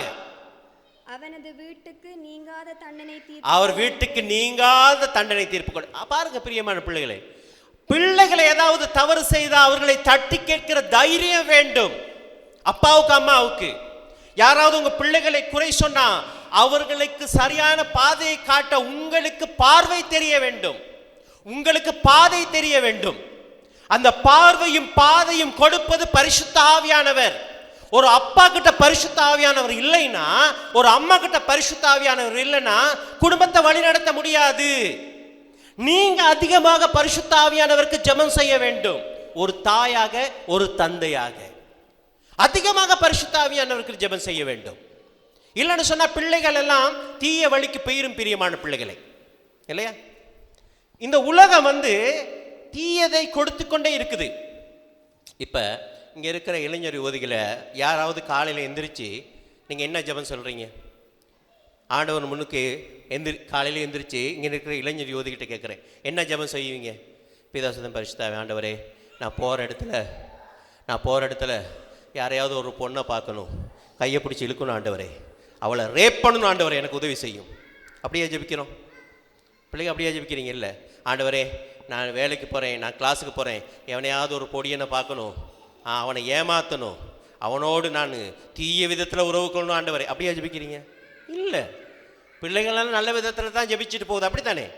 ஆனால் ஜெபிச்சுட்டு சமுதாயத்துக்கு போகும் பொழுது, இல்லையா, அழகா ஜெபிச்சுட்டு எல்லாம் பண்ணிட்டு பஸ்ஸுக்கு ஏறும் போது அங்கே நடக்கிற கூத்துங்களை பார்க்கும்போது பாவத்துக்கு ஈடுபட்டு போனோம், இல்லையா? ஏனென்றால் உலகம் தீமையும் சேர்த்து தான் கொடுக்கும். நீங்க உங்க கணவருக்காக ஜெபித்து தான் வேலைக்கு அனுப்புறீங்க, ஆனா அங்க தீமையும் சேர்த்து தான் இருக்கும். நீங்க போற இடங்கள்ல நல்லது மட்டும் இருக்காது, தீமையும் சேர்த்து இருக்கும். ஆனா நல்லதை மட்டும் எடுக்கணும். உங்களுக்கு அன்னப்பறவை தெரியுமா? அன்னப்பறவை கேள்விப்பட்டிருக்கீங்களா? என்ன விசேஷம் அன்னப்பறவைக்கு? அன்னப்பறவைன்னு ஒரு பறவை இருக்கு, தெரியுமா? அப்பாடா, தெரிஞ்சிருக்கு, அது சந்தோஷம். அதுக்கு என்ன விசேஷம் இருக்கு? அன்னப்பறவைன்னு சொன்னோன்னா என்ன விசேஷம் வரும்? நீங்க சொல்லுங்க பார்ப்போம். அன்னப்பறவைன்னு சொன்னோன்னா என்ன உங்களுக்கு ஞாபகத்துக்கு வர்றது? Very good. பாலையும் தண்ணியும் கலந்து வச்சா ஃபாதர், பாலை மட்டும் மடக்குன்னு குடிச்சிட்டு தண்ணியை வீத்திட்டு போயிடும், இல்லையா? தண்ணியை வீசிட்டு போயிடும், அப்படியா? ஆமாவா? இதான் உண்மை. ஏன்னா பாலையும் தண்ணியும் கலந்து வைத்தால் அன்னப்பறவை என்ன செய்யுமா தெரியுமா? அது என்ன செய்யும்? பாலை மட்டும் குடிக்கும் அப்படின்னு சொல்லி. இதை எனக்கு படிப்பிக்கும் போது நான் யோசிச்சு கொண்டது என்ன கேட்டால், எப்படிடா அது எங்களாலே முடியாதது இது எப்படி செய்யுதுன்னு சொல்லி படிக்கிற காலத்தில் யோசிச்சுக்கிட்டு இருப்பேன். எங்கள் ஊர் அம்பேவலை தெரியுமா? கேள்விப்பட்டீங்களா? யாரும் கேள்விப்பட்டதில்லை? நூறேலியா எங்கள் ஊர் நூறேலியாவில் அம்பேவலைன்னு சொல்லி ஒரு இடம் கேள்விப்பட்டீங்களா? அம்பேவலையில் என்ன இருக்கும்? மாடு இருக்குமா? அடி, அம்பேவலையில் எவ்வளவோ இருக்கும். புல் இருக்குது, அழகான காட்சிகள் இருக்குது, அழகான மரங்கள் இருக்கும், எல்லாம் இருக்கும். முகத்தை பார்த்து சொல்ல மாடு இருக்குமா அப்படின்னு. சரி, மாடு இருக்குது. சரி, நான் அம்மா அப்பா அம்பேவலையில் வேலை செஞ்சனால பால் கிடைக்கும். பால் இருக்குன்னு சொல்லியிருக்கலாம்ல, பாவம் இல்லை நான். சரி, மாடு இருக்குது. என்ன பார்த்தா ஒன்றும் பண்ண முடியாது. மாடு இருக்குது, பால் இருக்குது. சரி, அப்போ என்ன கிடைக்குது கேட்டால், நிறைய பால் கிடைக்கும். காலையில் 2 லிட்டர், ஈவினிங் 2 லிட்டர் பால் கொடுப்பாங்க. பால் குடி எவ்வளோ தான் பால் குடிக்கிறது? அப்போ நைட் ஆகும்போது பால் நிறைய மிஞ்சிடும். அப்போ அம்மா என்ன செய்வாங்கன்னு கேட்டால், இந்த பாலை எடுத்து ஒரு பானையில் இட்டு அதில் காரமாக அமிலமாக ஏதாவது விடுவாங்க. ஒரு புளி சாறு அல்லது எலுமிச்சை சாறு. அதை விட்டோன்னு என்ன நடக்கும்னு கேட்டால், இந்த பாலெல்லாம் கட்டியாகி மேலே வந்துடும், தண்ணி கீழே போயிடும். தண்ணி கீழே போனோடனே அம்மா மேலான கட்டியான பாலை எடுத்து அதை கடைஞ்சி தயிரா, மோரா, நெய்யா மாற்றுவாங்க. சரியா? இப்போ சயின்ஸ் படிக்கும் கொள்ள தான் எனக்கு ஒரு விஷயம் வாத்தியார் சொல்லி கொடுத்தாரு. இந்த அன்னப்பறவையினுடைய சொண்டில் இந்த நம்ம அம்மா பாவிச்ச காரத்தை விட 100 மடங்கு காரம் வச்சிருக்கான். அது என்ன செய்யணும் கேட்டால், அந்த பாலை எடுத்தோன்னே நம்ம மாதிரி கொடுத்தோன்னே படுக்குன்னு குளிக்காது. சரியா? எவனாவது ஒருத்தன் லெட்டர் கொடுத்தோன்னே புழக்குன்னு வச்சு சாக்கில் போட்டுக்கிறது இல்லையா? நான் உன்னை லவ் பண்ணுறேன்னு சொல்லி லெட்டர் எவனாவது கொடுத்தோன்னே எடுத்து போட்டுக்கிறது. அப்புறம் குத்துதே குறையுது இருக்காது. ஆராய்ஞ்சு பார்க்கறது இல்லை. ஆனால் அன்னப்பறவை ஆராய்ந்து பார்க்கும். பாலையும் தண்ணியும் வச்சோன்னே என்ன செய்யணும் கேட்டால், தன்னுடைய சொண்டில் இருந்த அந்த அமிலத்தை, காரத்தை முதலில் செலுத்தனோட பால் உடனே கட்டியாகணும்னு கட்டியான பால் அப்படியே கடிச்சு சாப்பிட்டு போய்கிட்டே இருக்கும். இதுதான் உண்மை. ஆண்டவர் இன்றைய நாளில் எங்களுக்கு என்ன சொல்றேன் கேட்டா, உனக்கு அந்த மாதிரி உன்னுடைய தலையிலே, உன்னுடைய வாழ்விலே நான் ஆவியானவரை வைத்திருக்கிறேன். நல்லது தீமையை அறிகின்ற ஆவியானவர். எது சரி, எது ஆண்டவரிடம் இருந்து வருகிறது, எது சாத்தானிடம் இருந்து வருகிறது என்று தெரிந்து கொண்டு அதன்படி வழி நடத்துகிற ஆவியானவர் உனக்குள் இருக்க வேண்டும். அப்பதான் நாங்க அப்ளை பண்ணி பார்க்கலாம் இது யார்கிட்ட இருந்து வருதுன்னு சொல்லி. ஜேசு ஆவியால் நிறைத்திருந்தார் இல்லையா? ஆண்டவர் ஜேசு ஆவியினால் நிறைத்திருந்தார். அதனால்தான் பேதுரு சொல்லும் போது என்ன சொன்னாரு? பேதுரு சொல்றாரு, ஆண்டவர் இதெல்லாம் உங்களுக்கு வேணாம் அப்படின்னு. ரொம்ப நாளாக பழகிட்டோம். பேதுரும் ஜேசு ரொம்ப நாள் பழகிட்டாங்களா? 3 வருஷம் பழகிட்டாங்களே. என்ன சொன்னார்? கையை தொல்லை போட்டுட்டு, என்ன பேதுரு நீங்கள் இப்படி பேசுகிறீங்க, நம்ம எல்லாம் ஒன்றா பழகணும் தானே, இப்படியெல்லாம் பேச அப்படித்தான் சொன்னார்ல? இல்லை, ஆவியானவர் நிறைந்திருந்தனால்தான் இது சாத்தானிடமிருந்து வருகிறது என்று சொல்லி நண்பனாக இருந்தாலும் சொல்கிறார், அப்பாலே போ சாத்தானே என்று சொல்லி. அப்ப நீங்கள் உங்க வாழ்வில் அப்பாலே போ சாத்தானே என்று சொல்வதற்கு ஆவியானவரால் நிறைக்கப்பட்டவர்களாக இருக்க வேண்டும். சரி, இப்ப எங்களுடைய இன்றைய நாள் தலையங்க என்னன்னு கேட்டா, முழு உண்மைக்கு வழி நடத்தும் ஆவியானவர். முழு உண்மைக்கு வழி நடத்தும் ஆவியானவர். இந்த முழு உண்மைக்கு வழி நடத்துகிற ஆவியானவர்ல முதல்ல நாங்கள் ஒரு பைபிள் கொட்டேஷன் மட்டும் டக்குன்னு வாசிப்போம். யோவான் நற்செய்தி 8வது அதிகாரம் 31வது வசனத்தை வாசிங்க. இயேசு தம்மை நம்பிய யூதர்களை நோக்கி என் வார்த்தைகளை நீங்கள் தொடர்ந்து கடைப்பிடிப்பீர்களானில் உண்மையில் என் சீடர்களாய் இருப்பீர்கள், உண்மையை அறிந்தவர்களாய் இருப்பீர்கள் சொல்ற. உண்மையை நீங்க அறிந்திருக்கணும். அதான் ஆண்டவர் சொல்ல வர விஷயம் என்ன, உண்மையை நீங்க அறிஞ்சிருக்கணும். இப்ப திரும்ப நாங்க அதே இதுல யோவான் நற்செய்தி 16வது அதிகாரம் 12வது வசனத்தை 13வது வசனத்தை வாசிங்க. 16, 13. உண்மையை வெளிப்படுத்தும், சரி நான் வாசிக்கிறேன். உண்மையை வெளிப்படுத்தும் தூய ஆவியார் வரும்போது அவர் உங்களை முழு உண்மையை நோக்கி வழி நடத்துவார். முழு உண்மையை நோக்கி வழி நடத்துவார்.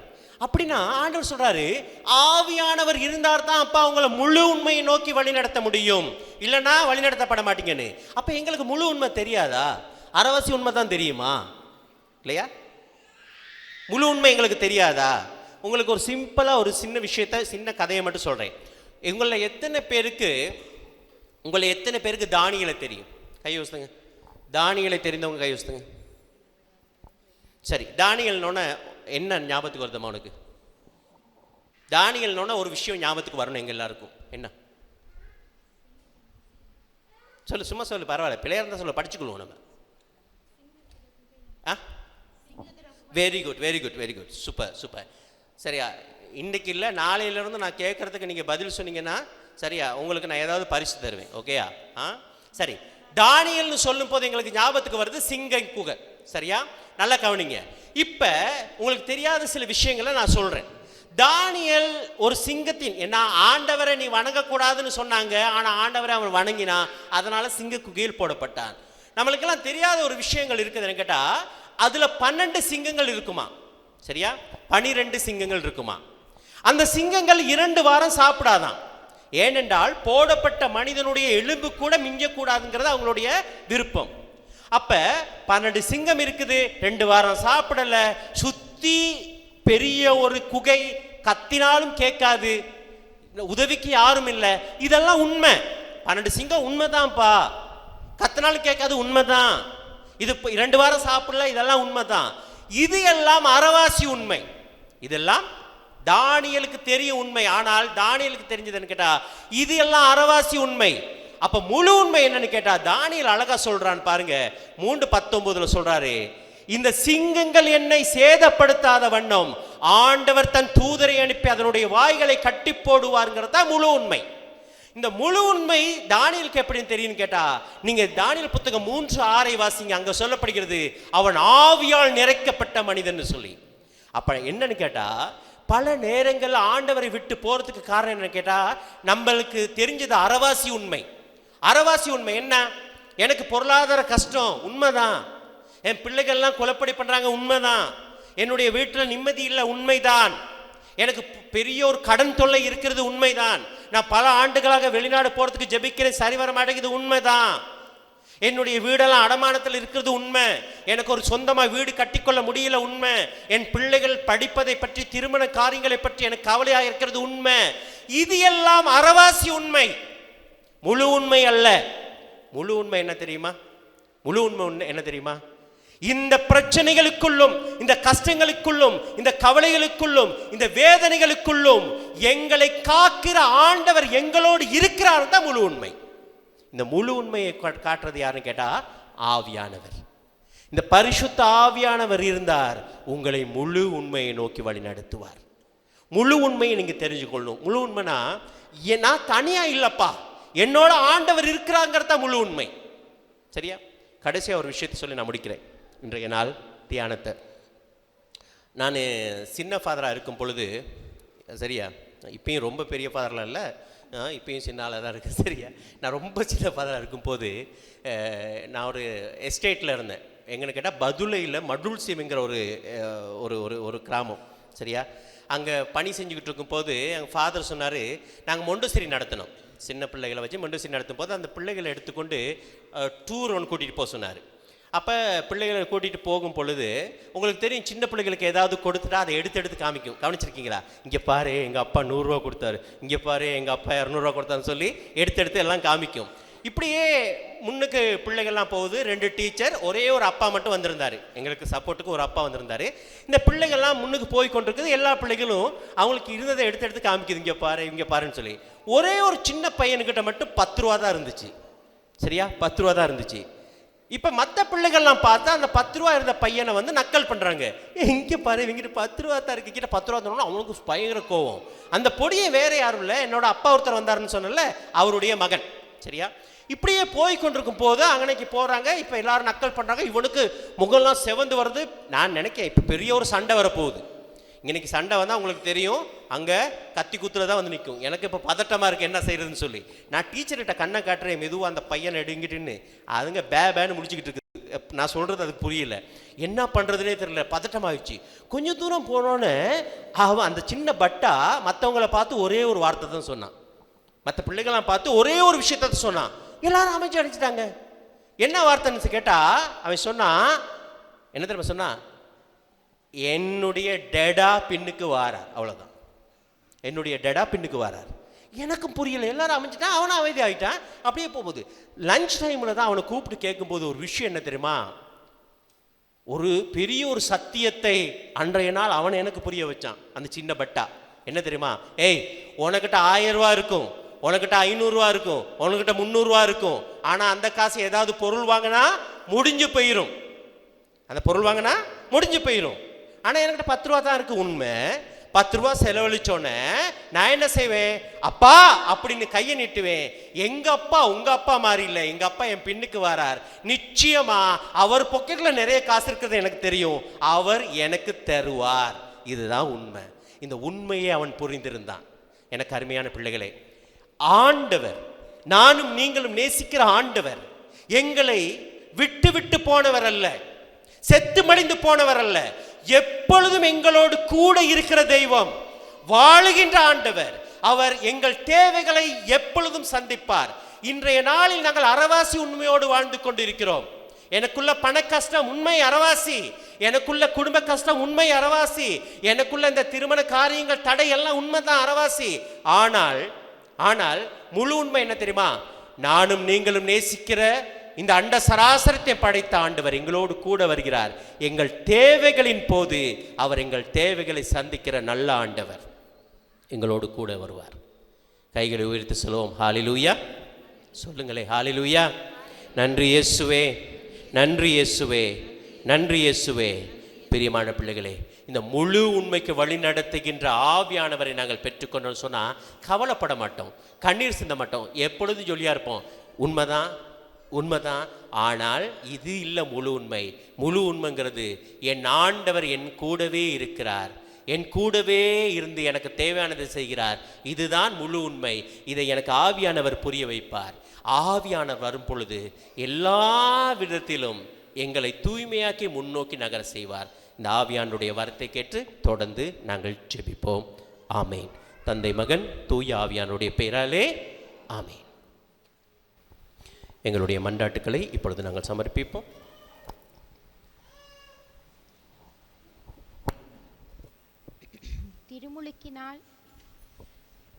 திருமுழுக்கினால் கிறிஸ்தவ வாழ்விற்கு அழைக்கும் தெய்வமே, இந்நாள் விடியலில் இருந்து இதுவரை நேரமாக எம்மை கரம் பிடித்து வழிநடத்திய கருணைக்கு நன்றி கூறுகின்றோம் அப்பா.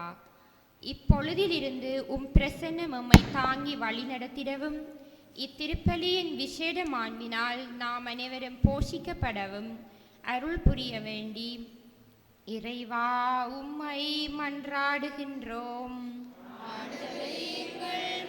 பொழியப்பட்டு உவப்புடனே புனிதம் மிக்க பணியை புவியெங்கும் பரப்பிட இவர்களுக்கு வேண்டிய அவசியமான வரங்களை அருள வேண்டி இறைவா உம்மை மன்றாடுகின்றோம். ஆண்டவரே, எங்கள் மன்றாட்டை கேட்டருளும். உங்களுக்கு அமைதி உரித்தாகுக என அழைத்து நிற்கும் தெய்வமே, இன்றைய திருப்பலியின் மூலமாக எமக்கு வழங்கப்பட்டிருக்கும் வல்லமை மிக்க வார்த்தைகளை வாழ்வாக்கி உமது அன்பிற்கு என்றும் சாட்சியம் பகரும் அருள் தன்னை அளித்தருள வேண்டி இறைவா உம்மை மன்றாடுகின்றோம். ஆண்டவரே, எங்கள் மன்றாட்டை கேட்டருளும். எவருடைய பாவங்களை மன்னிப்பீர்களோ அவை மன்னிக்கப்படும் என்று அழைத்து நிற்கும் தெய்வமே, எம் குடும்பங்களுக்காக உம்மிடம் வேண்டுகின்றோம். இவர்கள் மேற்கொள்ளும் கல்வி தொழில் முயற்சிகளை ஆசிர்வதித்து உடல் நலம் குன்றியவர்களை குணப்படுத்தியருள வேண்டி இறைவா உம்மை மன்றாடுகின்றோம். ஆண்டவரே, எங்கள் மன்றாட்டை கேட்டருளும். எங்களுடைய சொந்த தேவைகளுக்காகவும் நாங்கள் ஜெபிப்போம். இவை அனைத்தையும் எங்கள் ஆண்டவராம் கிறிஸ்து வழியாக உம்மை மன்றாடுகின்றோம். ஆமென்.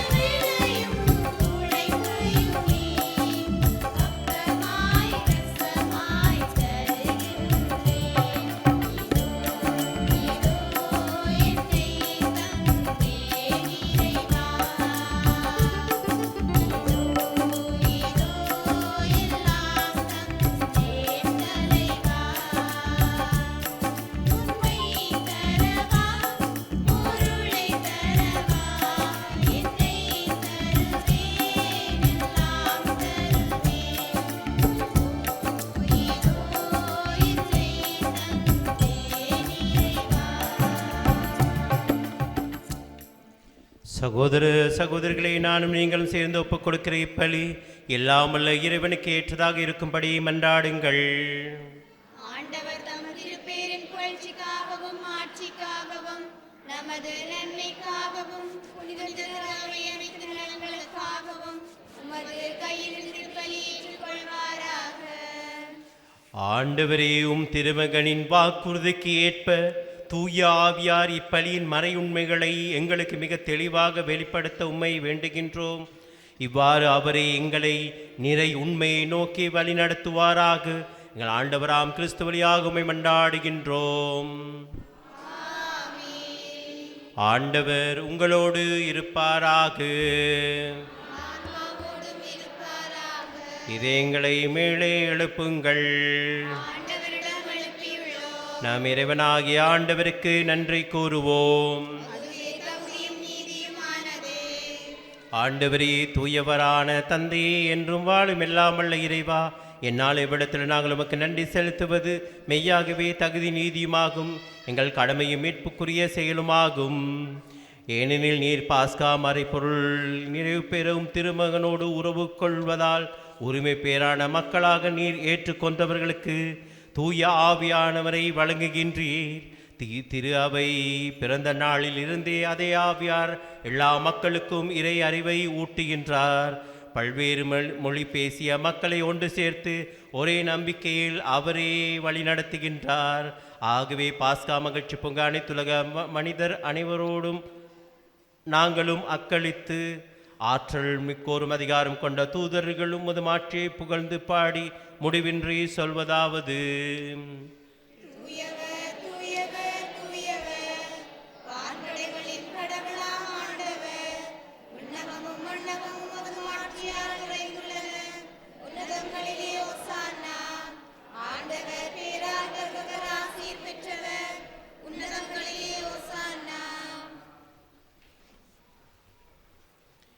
ஆண்டவரே, நீர் மெய்யாகவே தூயவர், தூய்மை அனைத்திற்கும் ஊற்று. ஆகவே உம்முடைய தூயாவையை பொழிந்து காணிக்கைகளை தூய்மைப்படுத்த வேண்டும் என உம்மை மன்றாடுகின்றோம். இவ்வாறு எங்கள் ஆண்டவர் இயேசு கிறிஸ்துவின் உடலும் இரத்தமாக எங்களுக்கு இவை மாறுவனவாக. அவர் பாடுபட உளம் கனிந்து தம்மை கையளித்த போது அப்பத்தை எடுத்து நன்றி செலுத்தி அதை பிட்டு தம் சீடருக்கு அளித்து அவர் கூறியதாவது: அனைவரும் இதிலிருந்து பெற்று உண்ணுங்கள், ஏனெனில் இது உங்களுக்காக கையளிக்கப்படும் என் உடல்.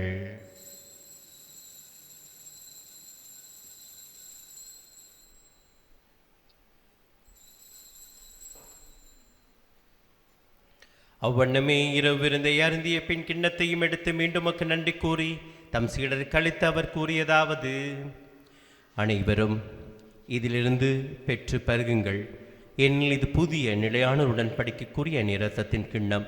இது பாவ மன்னிப்புக்கென்று உங்களுக்காகவும் பலருக்காகவும் சிந்தப்படும். இதை என் நினைவாக செய்யுங்கள்.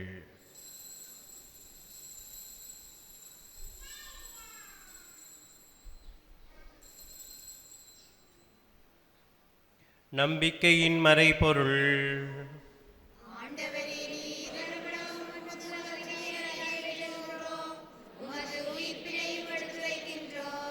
ஆகவே ஆண்டவரே, நாங்கள் கிறிஸ்துவின் இறப்பினையும் உயிர்ப்பினையும் நினைவு கூர்ந்து வாழ்வு தரும் அப்பத்தையும் மீட்பளிக்கும் கிண்ணத்தையும் உமக்கு ஒப்புக் கொடுக்கின்றோம். திருமுன் நின்று உமக்கு ஊழியம் புரிய தகுந்தவர்கள் என எங்களை ஏற்றுக்கொண்டீர். எனவே உமக்கு நன்றி செலுத்துகிறோம். மேலும் கிறிஸ்துவின் உடலிலும் இரத்தத்திலும் பங்கு கொள்ளும் எங்களை தூய ஆவியார் ஒன்று சேர்க்க வேண்டுமென உம்மை தாழ்மையுடன் மன்றாடுகின்றோம். ஆண்டவரே, உலகெங்கும் பரவியிருக்கும் அது திரு அவையை நினைவு கூர்ந்தருளும். எங்கள் திருத்தந்தை லியோ, எங்கள் ஆயர் ஜஸ்டின், எல்லா திருநிலையினராகிய அனைவரோடும் அது திரு அவை அன்பில் நிறைவு பெற செய்தருளும். மேலும் உயிர்த்தெழும் எதிர்நோக்குடன் துயில் கொள்ளும் எங்கள் சகோதரர் சகோதரிகளை, நமது குடும்பங்கள் இறந்த அத்தனை உறவுகளையும் நினைவு கூர்வோம். செம்மணியிலே புதைக்கப்பட்டு தோண்டப்பட்டு கொண்டிருக்கிற மனித சிதிலங்கள், அதற்குரிய அத்தனை மனிதர்களை நினைவு கூர்வோம். இறந்தோர் அனைவரையும் இரக்கத்துடன் நினைவு கூர்ந்தும் அது திருமுக ஒளியினுள் ஏற்றருளும்.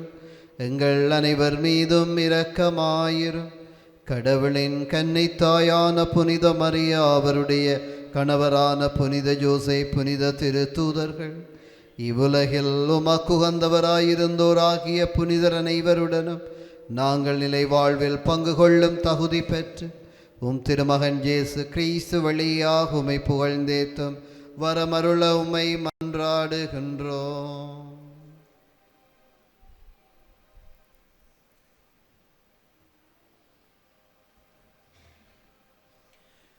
இவர் வழியாக இவரோடு இவரில் எல்லாம் வல்ல இறைவனாகிய தந்தையே, தூய ஆவியாரின் ஒன்றிப்பில் எல்லா புகழும் மாற்றியும் என்றென்றும் உமக்கு உரியதே.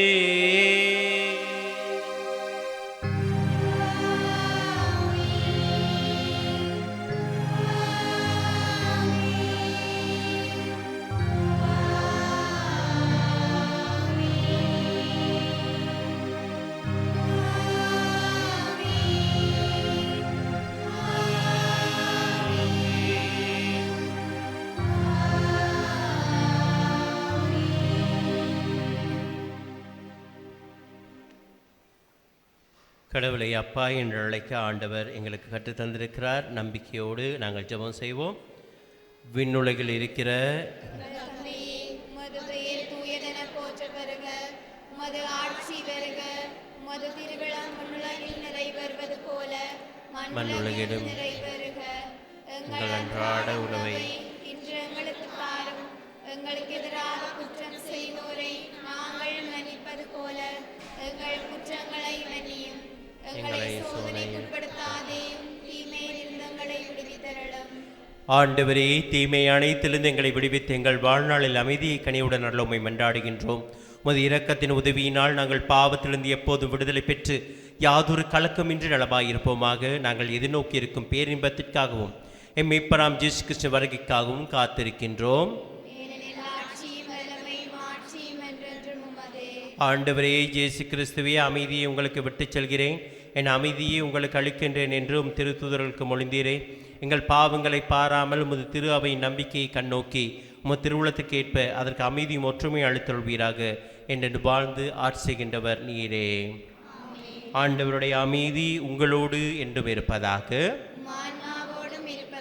நாம் ஒருவரோடு ஆண்டவர் கொடுக்கிற அமைதியை பகிர்ந்து கொள்வோம். உங்களுக்கு சமாதானம்.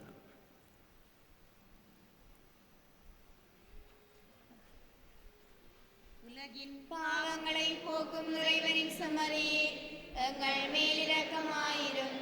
உலகின் பாவங்களை போக்கும் இறைவனின் செம்மறியே, எங்கள் மேலிரக்கமாயிரும். உலகின் பாவங்களை போக்கும் இறைவனின் செம்மறியே, எங்களுக்கு அமைதியை அளித்தருளும்.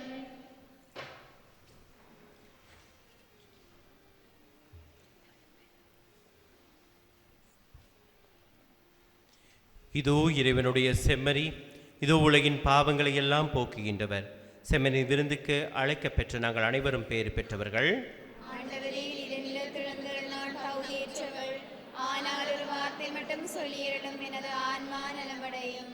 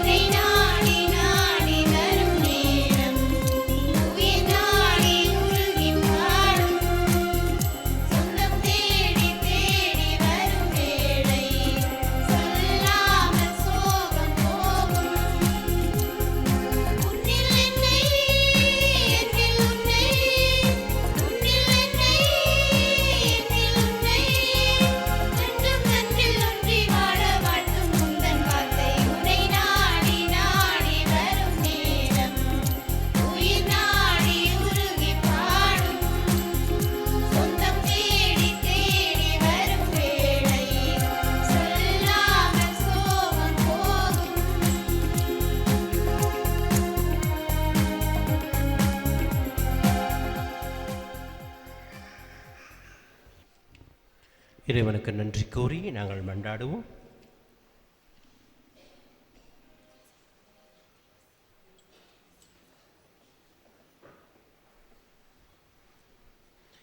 விண்ணக கொடைகளை உமது திரு அவைக்கு தாராளமாய் வழங்கும் இறைவா, நீர் எமக்கு அளித்துள்ள அருளை எம்மில் பாதுகாத்தருளும். இவ்வாறு தூய ஆவியார் பொழிந்துள்ள கொடை என்றும் வலிமை பெறுவதாக. இந்த ஆன்மீக உணவால் நிலையான மீட்பு எங்களில் வளர்வதாக. எங்கள் ஆண்டவராம் கிறிஸ்து வழியாக உம்மை மன்றாடுகின்றோம்.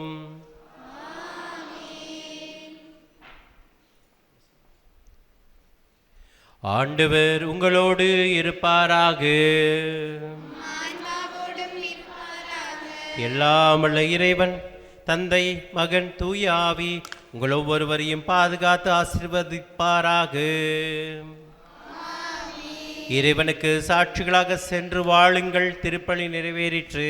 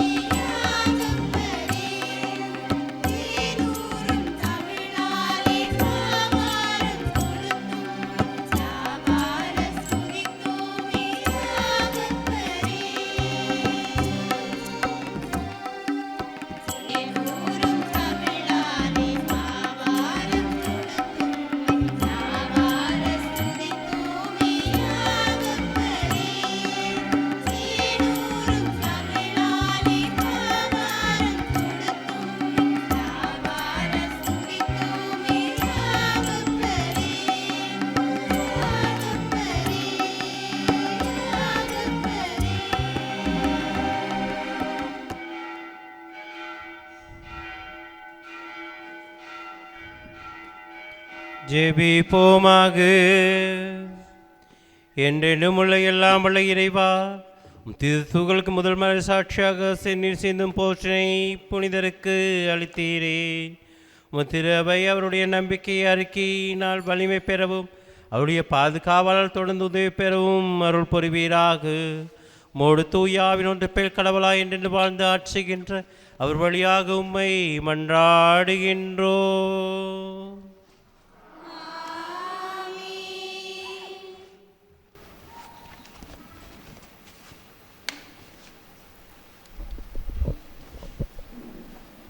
ஒவ்வொரு நாளும் பல்வேறு விதமாய் அன்போடு எம்மை காத்து எம்மோடிருந்து எம்மை வழிநடத்தும் இறைவா, உமக்கு கோடி நன்றி கூறுகின்றோம்.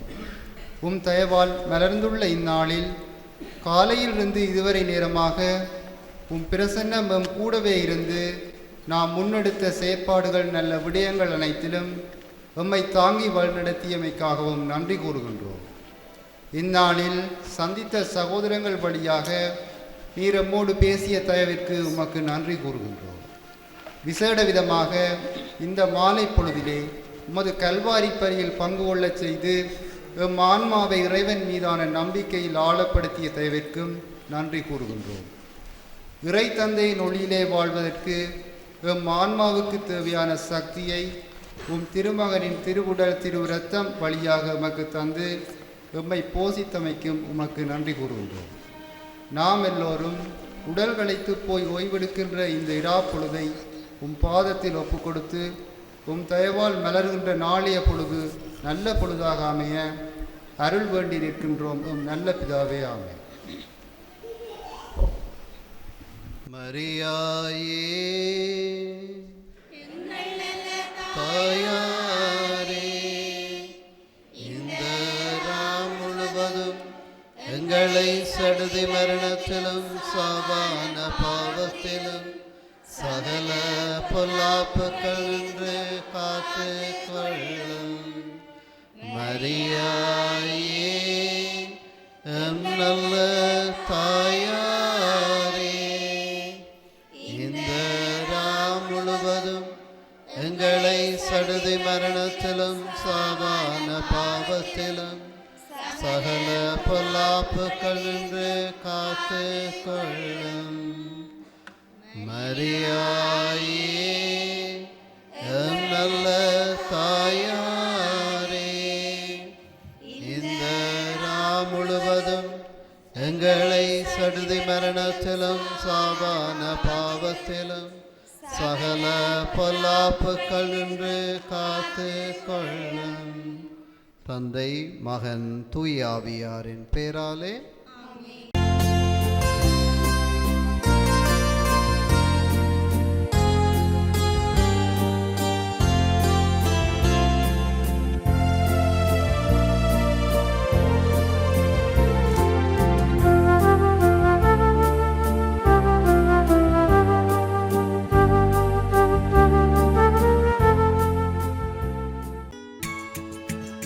ஹோலி மேடையில் புத்தம்புது நிகழ்ச்சிகளை உடனுக்குடன் பார்த்து மகிழ எமது ஃபேஸ்புக் மற்றும் யூடியூப் பக்கத்தை லைக் செய்யுங்கள்.